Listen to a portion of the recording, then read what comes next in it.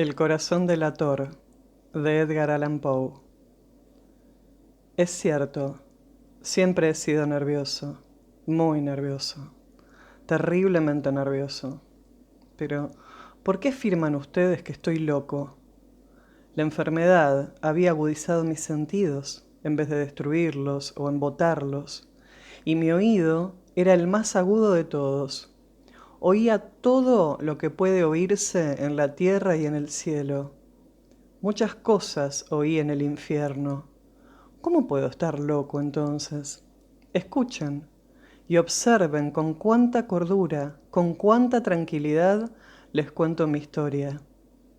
Me es imposible decir cómo aquella idea me entró en la cabeza por primera vez, pero una vez concebida me acosó noche y día. Yo no perseguía ningún propósito, ni tampoco estaba colérico.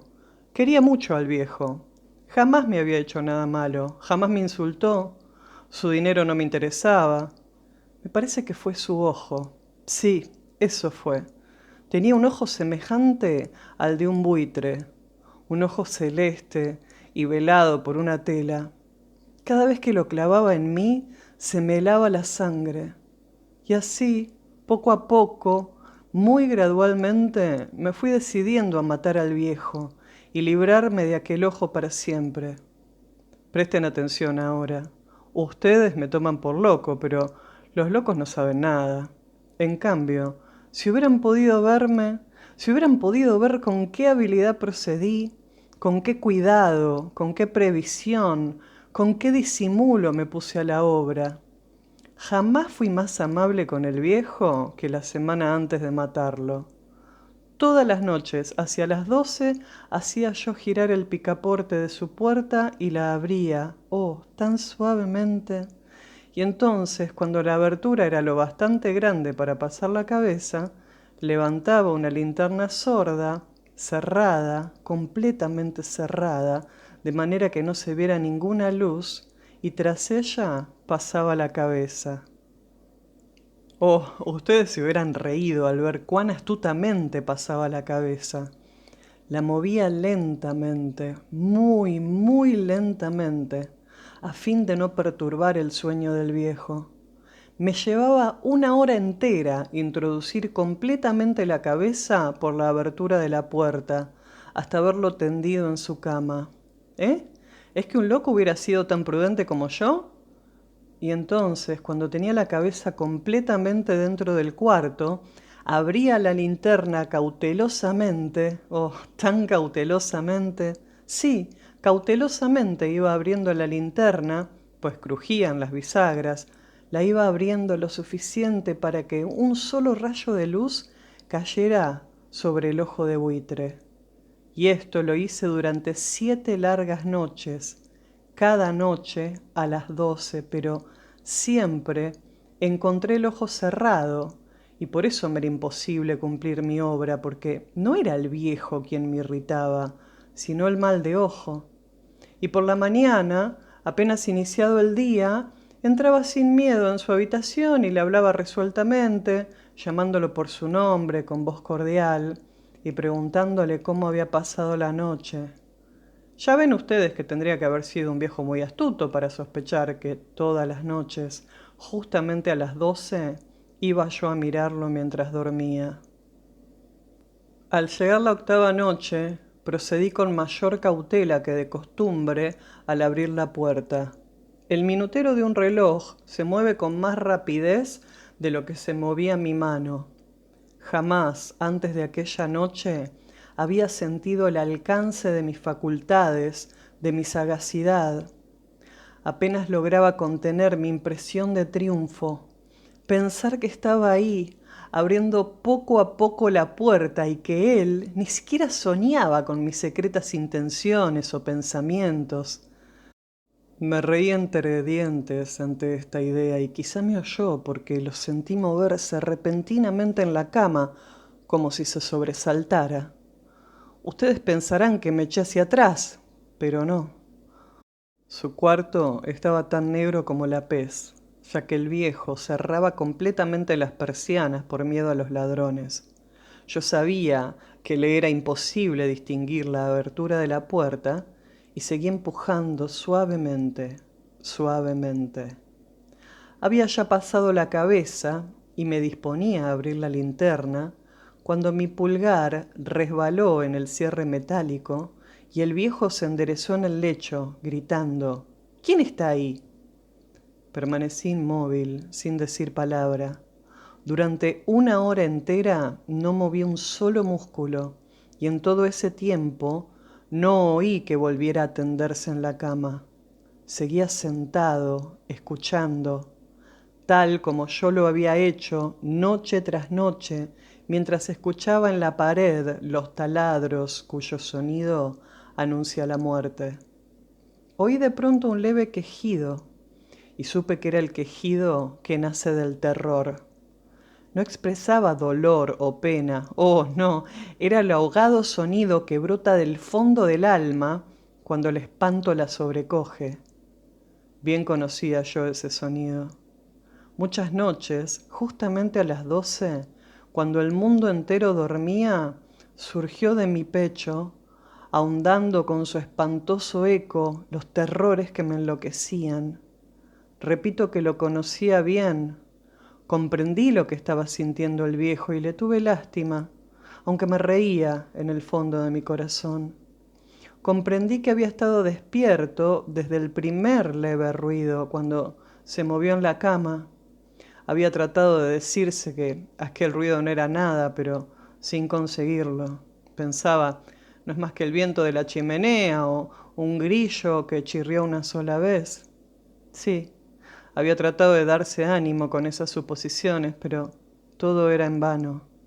Todo era en vano porque la muerte se había aproximado a él, deslizándose furtiva y envolvía a su víctima. Y la fúnebre influencia de aquella sombra imperceptible era la que lo movía a sentir, aunque no podía verla ni oírla, a sentir la presencia de mi cabeza dentro de la habitación.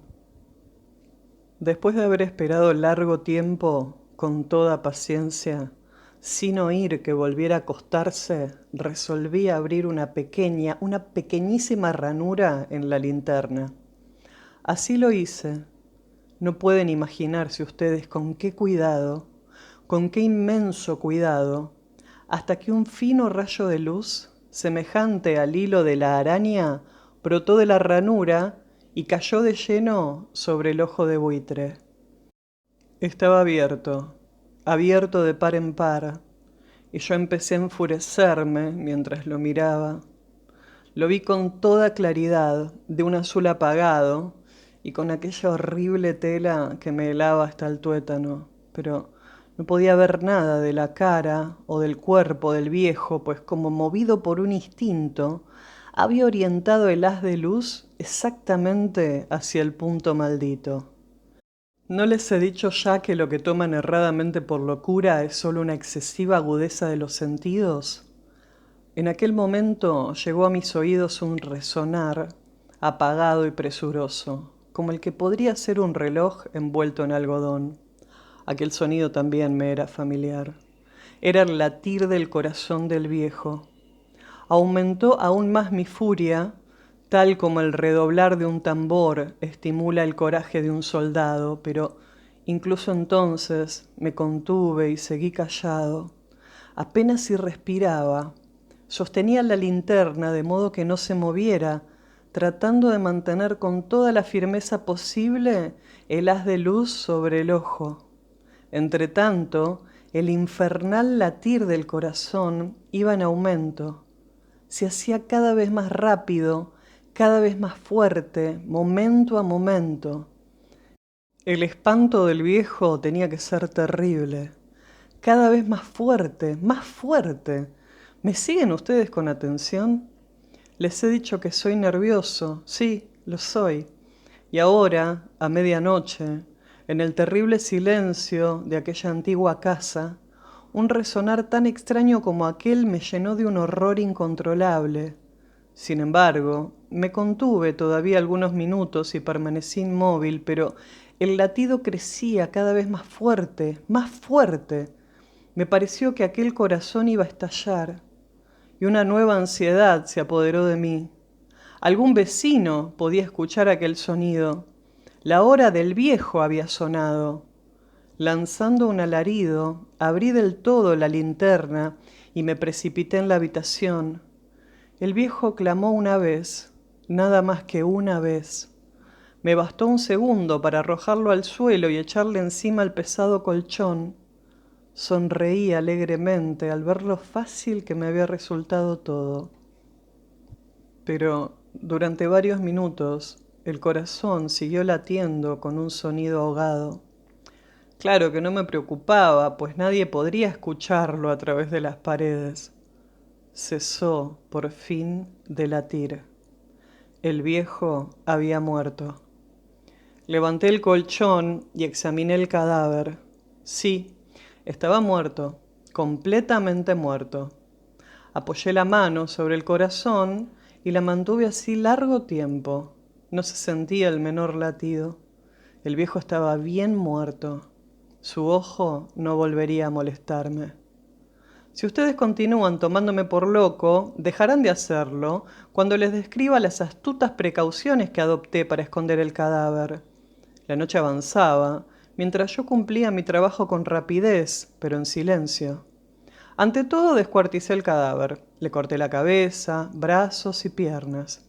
Levanté luego 3 planchas del piso de la habitación y escondí los restos en el hueco. Volví a colocar los tablones con tanta habilidad que ningún ojo humano, ni siquiera el suyo, hubiera podido advertir la menor diferencia. No había nada que lavar, ninguna mancha, ningún rastro de sangre. Yo era demasiado precavido para eso. Una cuba había recogido todo. Cuando hubo terminado mi tarea eran las 4 de la madrugada, pero seguía tan oscuro como a medianoche. En momentos en que se oían las campanadas de la hora, golpearon a la puerta de la calle. Acudí a abrir con toda tranquilidad, pues, ¿qué podía temer ahora? Hallé a 3 caballeros que se presentaron muy civilmente como oficiales de policía. Durante la noche, un vecino había escuchado un alarido, por lo cual se sospechaba la posibilidad de algún atentado. Al recibir este informe, en el puesto de policía, habían comisionado a los 3 agentes para que registraran el lugar. Sonreí, pues, ¿qué tenía que temer?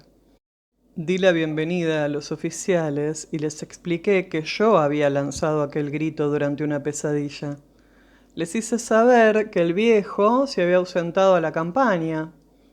Llevé a los visitantes a recorrer la casa y los invité a que revisaran bien.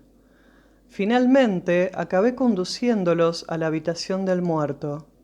Les mostré sus caudales intactos y cómo cada cosa se hallaba en su lugar. En el entusiasmo de mis confidencias, traje sillas a la habitación y pedí a los 3 caballeros que descansaran allí de su fatiga, mientras yo mismo, con la audacia de mi perfecto triunfo, colocaba mi silla en el exacto punto bajo el cual reposaba el cadáver de mi víctima. Los oficiales se sentían satisfechos. Mis modales los habían convencido. Por mi parte, me hallaba perfectamente cómodo. Se sentaron y hablaron de cosas comunes mientras yo les contestaba con animación. Mas, al cabo de un rato, empecé a notar que me ponía pálido y deseé que se marcharan.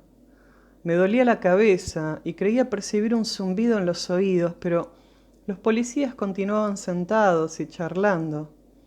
El zumbido se hizo más intenso. Seguía resonando y era cada vez más intenso. Hablé en voz muy alta para librarme de esa sensación, pero continuaba lo mismo y se iba haciendo cada vez más clara hasta que, al final, me di cuenta de que aquel sonido no se producía dentro de mis oídos. Sin duda, debí de ponerme muy pálido, pero seguí hablando con creciente soltura y levantando mucho la voz. Empero, el sonido aumentaba. ¿Y qué podía hacer yo? Era un resonar apagado y presuroso, un sonido como el que podría ser un reloj envuelto en algodón.